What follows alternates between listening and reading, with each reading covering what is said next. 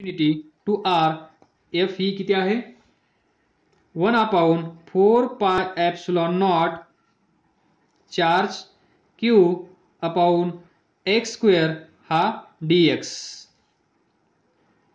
From equation number 3 तीन नंबरचं equation पहा एफ ची व्हॅल्यू जी आपण पाठीमागे फाइंड केली ती व्हॅल्यू इथे पुट केली आहे बाकी चेंज काही केलेलं नाहीये then now see simple w is equal to minus infinity to R इथे पहा 1/4π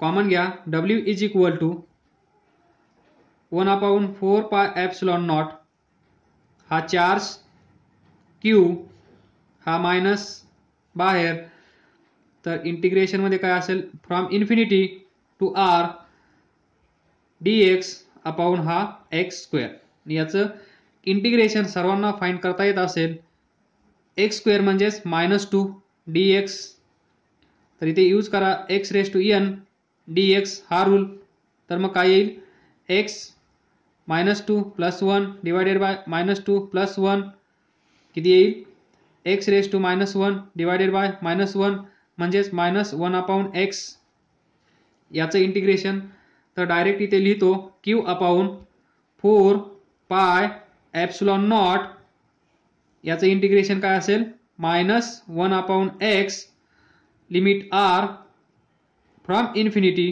टू r लक्षात घ्या हा चार्ज आपण इन्फिनिटी वरून आणला आहे to distance r from this plus q charge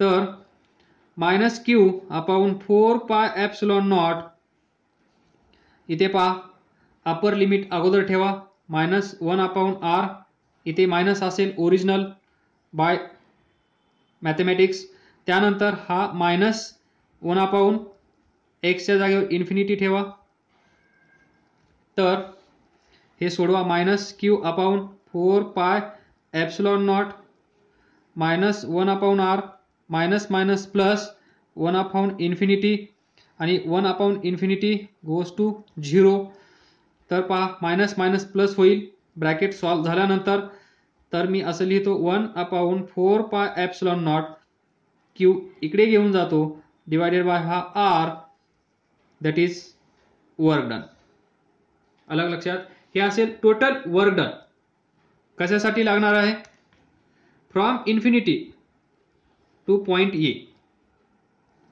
now we know that definition याला कन्सिडर करा इक्वेशन 5 झाला आहे 6 हे इक्वेशन नंबर 6 असेल तर फ्रॉम इक्वेशन इथे पहा now see this is O point जिथे आपला हा प्लस क्यू चार्ज आहे त्यानंतर जिथे आपल्याला पोटेन्शियल फाइंड करायचा आहे तो पॉइंट ए इथे आहे दॅट इज आपल्याला फाइंड करायचा आहे VA is equal to question mark तर आपण काय केलं इथे एक चार्ज आहे ॲट इन्फिनिटी तो कसा आहे +1 युनिट पॉझिटिव्ह चार्ज याला इथे घेऊन यायचा आहे त्याच्यासाठी वर्क डन किती करावं लागेल from infinity to this point A so from infinity to A एवढं वर्क डन करावं लागेल तर by definition of potential at point A is equal to work done to displace this unit positive charge from infinity to that point. That point म्हणजे point A.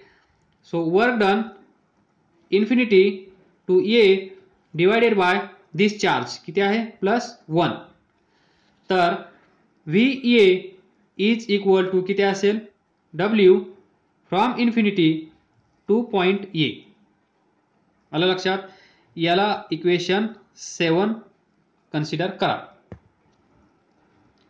Now see here equation number 6 and equation number 7 इथे पहा equation number 7 ला थोडंसं reverse करून लिहूया work done from infinity to A is equal to potential at point A. Actually याला 7 number द्या, याचा कॅन्सल करा. Now compare equation 6 and equation 7. तर या इक्वेशनची लेफ्ट साईड पहा. Work done to displace unit positive charge from infinity to point A. इथे पहा work done to displace unit positive charge from infinity to point A. Same आहे की नाही? जर या दोन इक्वेशनच्या लेफ्ट साईड सेम असतील तर राईट साईड पण सेम असायला पाहिजेत, असं मॅथमॅटिक्स सांगतो, मी नाही. तर कम्पेअर करा. मग आपण काय लिहू शकतो? V A is equal to हा part 1/4πε0 Q divided by R. And thus we get potential at point A.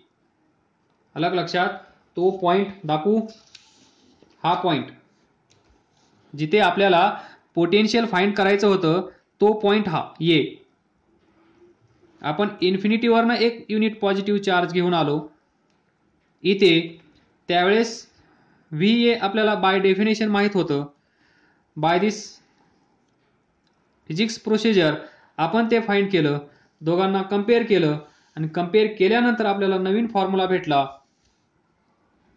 That is V A is equal to 1/4πε0 into Q by R. तर पहा हा क्यू म्हणजे कोणता चार्ज आहे? हा Q. हा charge म्हणजे ज्याच्यामुळे पोटेन्शियल क्रिएट होत आहे तो चार्ज. तर सिच्युएशन पहा. हा point. Now forget all this. Fresh.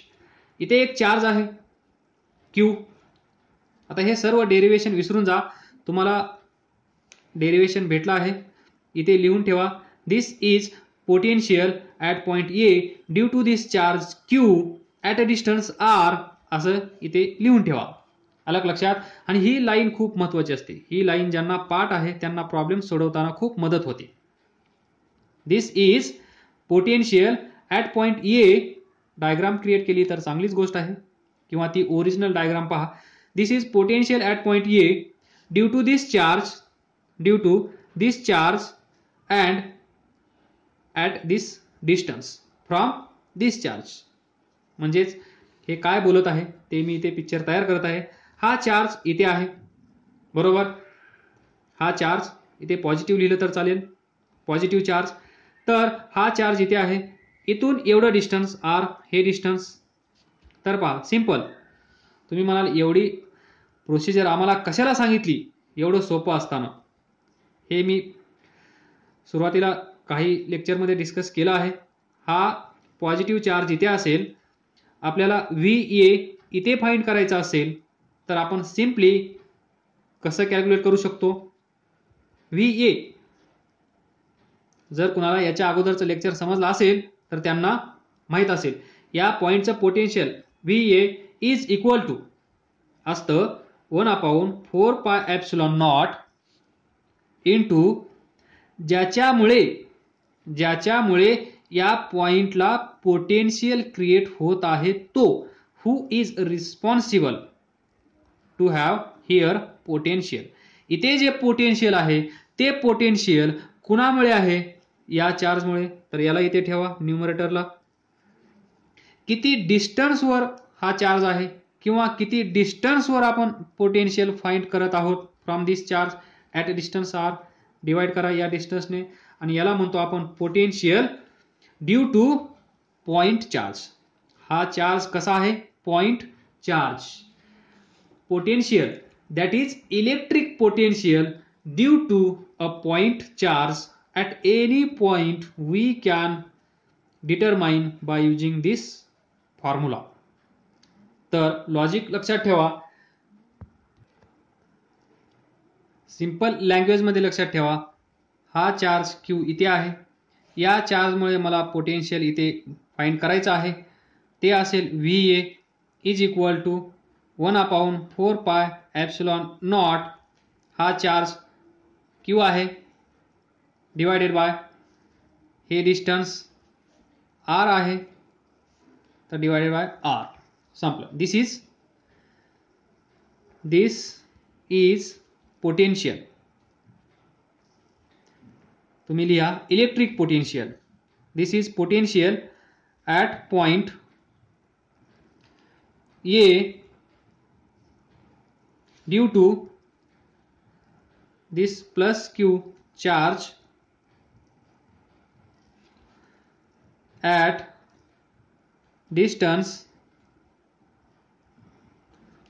R from, या पॉइंटला आपण काय नाव दिलं आहे,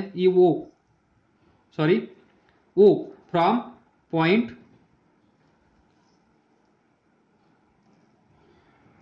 O किंवा from this plus Q charge. तर काही स्पेशल केसेस आहेत, महत्त्वाचे आहेत. तर पहा, हा जर चार्ज प्लस Q असेल, या पॉइंटला जर तुम्हाला हे फाइंड करायचं असेल पोटेन्शियल, याला A म्हणा, that is VA is equal to, जर हा चार्ज पॉझिटिव्ह असला तर काय करायचं, 1/4πε0 पार्ट झालं sir, charge plus Q divided by हे distance R, so divided by R. तर इथे लिहा ड्यू टू पॉझिटिव्ह चार्ज, तुम्ही लिहा, मी फक्त सांगतो, due to this positive charge potential at point A is positive. जर हा चार्ज पॉझिटिव्ह असेल तर इथे क्रिएट होणारं पोटेन्शियल पण कसं असेल, VA पॉझिटिव्ह असेल. नेक्स्ट, जर हा चार्ज निगेटिव्ह असेल, मायनस असेल, तर पॉइंट A ला पोटेन्शियल असेल VA, परत तेच लिहा 1/4πε0 चार्ज कोणता आहे, minus, so minus Q divided by this distance R. So you can write what, potential due to negative charge is negative. लक्षात इथे असेल VA is equal to negative, ते तुम्हाला इथे पण दिसत आहे. इथे असेल VA positive because charge is positive, here because charge is negative. तर समजा थर्ड केस फेमस, समजा हा चार्ज, हा जो चार्ज आहे हा प्लस Q आहे. फाइंड पोटेन्शियल ॲट इन्फिनिटी, म्हणजेच हा चार्ज इथे आहे, आपल्या समोर आहे आणि आपल्याला पोटेन्शियल फाइंड करायचं आहे इथे. आता पेज संपला आहे तर मी थांबून जातो. ॲट इन्फिनिटी इथे आपल्याला पोटेन्शियल फाइंड करायचं आहे. V ॲट इन्फिनिटी किती असेल, होमवर्कसाठी सोडू. तर पहा, V ॲट एनी पॉइंट किती असतं, 1/4πε0 चार्ज डिवायडेड बाय डिस्टन्स. तर इथे या चार्जमुळे इथे होणारं पोटेन्शियल, या दोघांमध्ये डिस्टन्स किती आहे, R is equal to infinity आहे की नाही. तर जिथे R आहे तिथे इन्फिनिटी ठेवा. सो सिंपल, 4πε0 हा चार्ज Q ज्याच्यामुळे पोटेन्शियल आपल्याला फाइंड करायचा आहे, तो चार्ज डिवायडेड बाय जिथे फाइंड करायचा आहे तो पॉइंट ज्याच्यामुळे क्रिएट होणार आहे तो पॉइंट, या दोघांमधली दूरी किती आहे, इन्फिनिटी. आणि सर्वांना माहित आहे 1/∞ is equal to 0. So V at infinity is 0. तर हा रिझल्ट पाठ करून ठेवा, 5 स्टार याच्या पुढे द्या आणि लिहा, काय लिहा, दॅट इज इलेक्ट्रोस्टॅटिक पोटेन्शियल किंवा इलेक्ट्रिक पोटेन्शियल किंवा पोटेन्शियल ड्रॉप, हे सर्व that is V at infinity is 0, V infinity is equal to 0. पाठ करून ठेवा, फायदा होईल. Then we know that this potential, variation of this potential कसं आहे, V inversely proportional to R. म्हणजेच इथे टायगर आहे, इथे टायगर आहे, बरोबर. आपण इथे आहोत, बरोबर. जर आपण आणि टायगर यांच्यामधलं डिस्टन्स आर असेल, जर हे आर डिस्टन्स कमी होत असेल तर आपली भीती वाढत असेल. जर आपण आणि टायगर इथलं डिस्टन्स वाढत असेल तर भीती कमी होत असेल, कारण आपण या टायगरपासून दूर जात असू किंवा टायगर आपल्यापासून दूर जात असू, दोन्ही एकच आहे. तर असं लक्षात ठेवा, इनवर्सली प्रोपोर्शनल टू. जसं आपल्याजवळ टायगर आल्यानंतर आपण जास्त घाबरतो, जसं आपल्यापासून टायगर दूर गेल्यानंतर आपलं घाबरणं कमी होतं, त्याचप्रमाणे पोटेन्शियल पण व्हॅरी होतं. म्हणजेच हा पॉइंट जिथे पोटेन्शियल आपल्याला फाइंड करायचा आहे, तो पॉइंट जसा जसा या टायगरकडे म्हणजेच इथे असणारा प्लस क्यू चार्ज याच्याकडे येईल, म्हणजेच आर ची व्हॅल्यू कमी होत असेल तर व्ही ची व्हॅल्यू वाढत असेल. जर आर ची व्हॅल्यू वाढत असेल तर व्ही ची व्हॅल्यू कमी होत असेल. त्याचप्रमाणे we can draw graph as V changes according to this. तर पहा, मग हा वाय ॲक्सिस, हा एक्स ॲक्सिस, इथे असेल ओरिजिन. या ॲक्सिसवर घेऊया आपण आर, दिस आर. या ॲक्सिसवर घेऊया आपण V. Variation of this potential along y, distance along x. तर सांगा मग ग्राफ कसा असेल. पहा, सुरुवातीला आर ची व्हॅल्यू इथे पहा. आता काय करू शकतो आपण, आर ची व्हॅल्यू वाढवू शकतो, म्हणजेच आर ची व्हॅल्यू वाढवू शकतो. तर व्ही ची व्हॅल्यू काय व्हायला पाहिजे, कमी.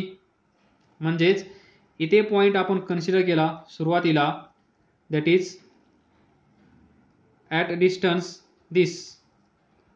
हे काय असेल आपलं आर, बरोबर, छोटंसं डिस्टन्स आर. हे डिस्टन्स आर आता आपण काय करणार, वाढवत वाढवत इकडे जाणार अलॉंग एक्स ॲक्सिस.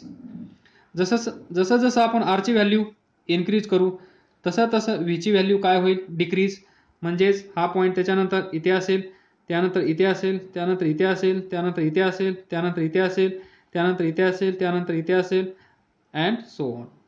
तर पहा, या पॉईंटचं डिस्टन्स वाढलं, त्यानंतर या पॉईंटचं डिस्टन्स इन्क्रीज झालं, या पॉईंटचं डिस्टन्स परत अजून वाढलं, या पॉईंटचं डिस्टन्स अजून वाढलं, या पॉईंटचं डिस्टन्स अजून वाढलं, या पॉईंटचं डिस्टन्स अजून वाढलं, शेवटच्या पॉईंटचं डिस्टन्स अजून वाढलं. म्हणजेच काय केलं आपण, आर ला इन्क्रीज केलं. जर आपण आर ला इन्क्रीज केलं तर पोटेन्शियल मध्ये काय फरक पडला पहा. या पॉईंटला पोटेन्शियल किती आहे, मॅक्सिमम. या पॉईंटला पोटेन्शियल पहा कमी झालं, या पॉईंटला पोटेन्शियल पहा कमी झालं, या पॉईंटला पोटेन्शियल पहा कमी झालं, शेवटच्या पॉईंटला पहा पोटेन्शियल सर्वात कमी झालं. म्हणजेच पोटेन्शियल कमी कमी कमी होत गेलं जर आपण आर ची व्हॅल्यू इन्क्रीज केली तर. म्हणजेच हा ग्राफ काय असेल, टायगर वर्सेस यू ऑल, तुम्ही सर्व एकत्र जरी गेले तरी तुम्ही हाच लॉ तुमच्यासाठी ॲप्लिकेबल असेल. म्हणजे टायगर म्हणजे पोटेन्शियल, पोटेन्शियल आणि इथे distance R, so V and R मधला graph. Now you can join this all points. This will be a graph of this V versus R, छोटा सा graph, this V R. This is variation of potential when R changes. Here thus we can solve one problem on this concept. See here, एक hexagon आहे, this regular hexagon A, B, C, D, E, F.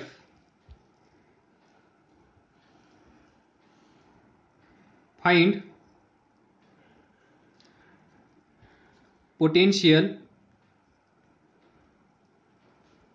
at O, that is V O is equal to question mark.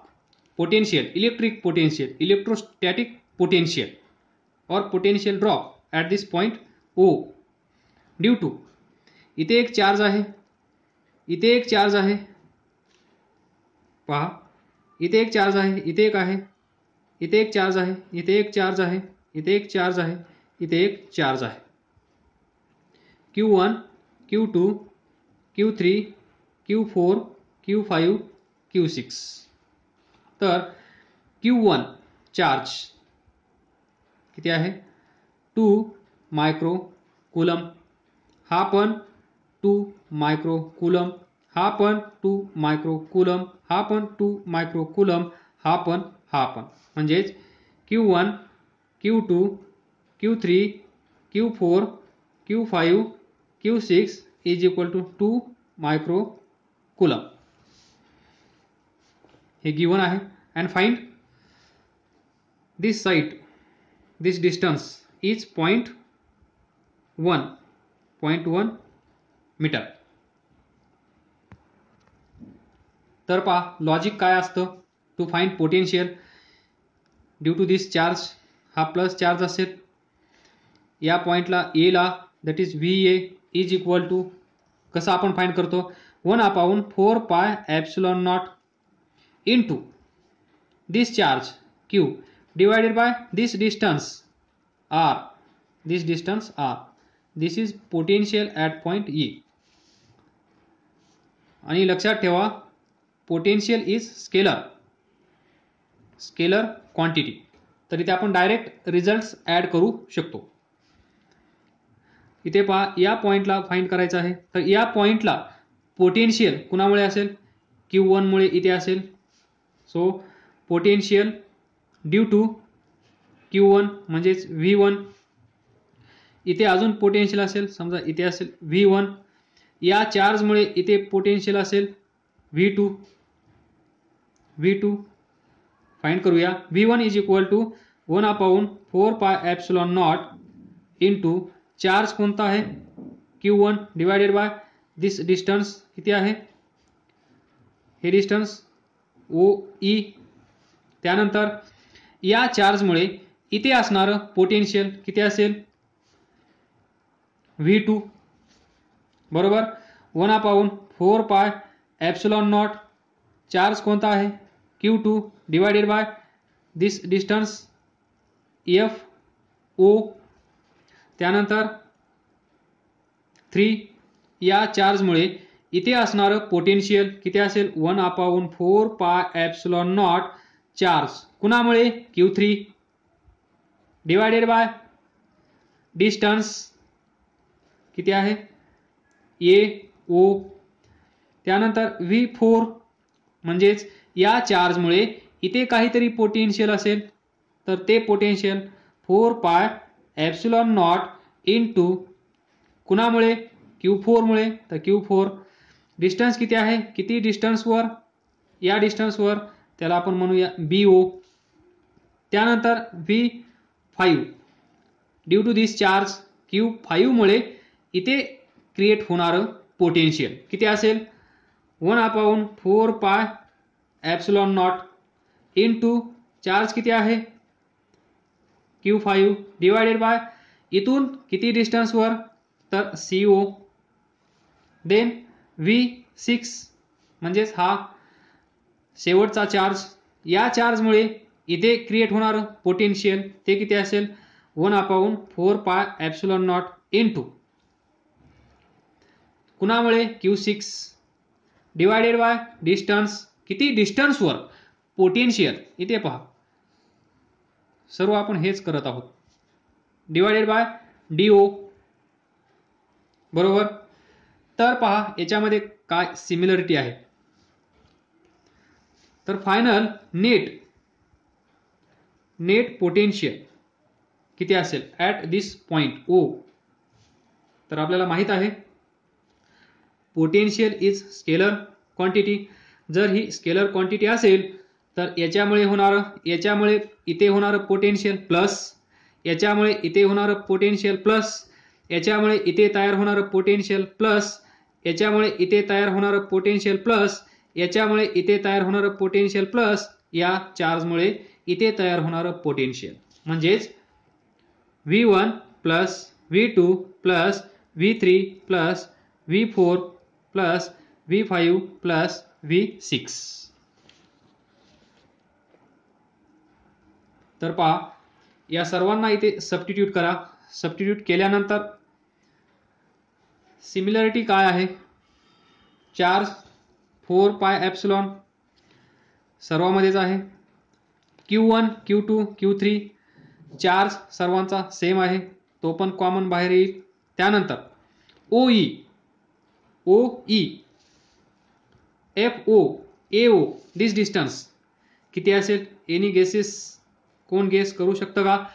Video pause करा, problem solve करा, त्यानंतर video play करा आणि answer check करा. By the way answer मी सांगणार नाही, answer तुम्ही मला कमेंट करायचं आहे. तर साईड पहा, हा रेग्युलर हेक्झागॉन आहे. जर या lines opposite charges, opposite corners of this hexagon जर आपण असे डायगोनली जोडले तर आपल्याला काय दिसत आहे, हा जो ट्रायंगल तयार झाला आहे, हा ट्रायंगल कसला ट्रायंगल असेल, इक्विलॅटरल ट्रायंगल.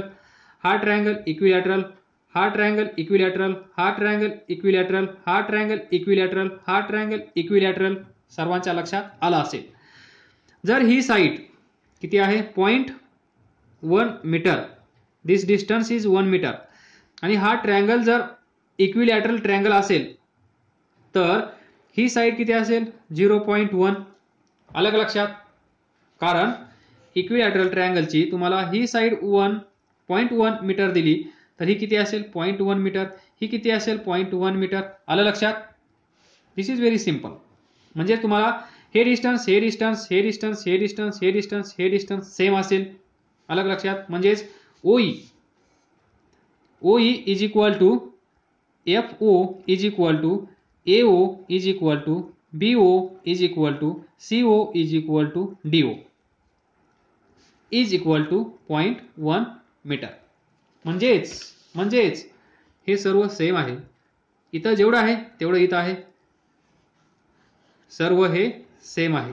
मग आपण सेम म्हणजे कळतंय का, 6 प्लस 6 प्लस 6 प्लस 6. याला तुम्ही कसं सोडवता, 6 प्लस 6 12 18 24. बरोबर. जर तुम्ही स्मार्ट असाल तर काय कराल, 6 सेम मॅग्निट्यूड आहे, किती टाइम रिपीट झाला आहे 4 टाइम, म्हणजे 6 इंटू 4 किती येईल 24. जे तुम्ही केलं तेच बाय स्मार्ट वे. म्हणजेच V1 सेम आहे, V2 V3 V4 V5 V6 सर्वांमुळे सर्व चार्ज जिथे अवेलेबल आहेत Q1 Q2 Q3 Q4 Q5 Q6 हे सर्व चार्जेस या पॉइंट पासून सेम डिस्टन्सवर आहेत. डिस्टन्स पण सेम आहे आणि चार्जचं मॅग्निट्यूड पण सेम आहे. तर जे पोटेन्शियल या चार्जमुळे क्रिएट होईल तेच पोटेन्शियल याच्यामुळे क्रिएट होईल, तेच याच्यामुळे, तेच याच्यामुळे, तेच याच्यामुळे, तेच याच्यामुळे. म्हणून आपण लिहू शकतो इथे V1 is equal to V2 is equal to V3 is equal to V4 is equal to V5 is equal to V6 आणि यालाच तुम्ही लिहू शकता V. मग हे ऍड कसं करणार तुम्ही? मग तुम्ही इंडिव्हिज्युअल कॅल्क्युलेट करा, सर्वांची बेरीज करा, तुम्हाला 24 येईल. हे 24 या क्वेश्चनचा आन्सर नाही आहे, तुम्हाला समजावण्यासाठी हे एक्झाम्पल घेतलं आहे. किंवा हे किती आहेत? 1 2 3 4 5 6 वेळेस आहेत. मग तुम्ही याला 6 इंटू व्ही करा, एकाचीच व्हॅल्यू कॅल्क्युलेट करा, त्याला 6 ने मल्टिप्लाय करा, तुम्हाला भेटेल V net is equal to 6 into V1. This is solution.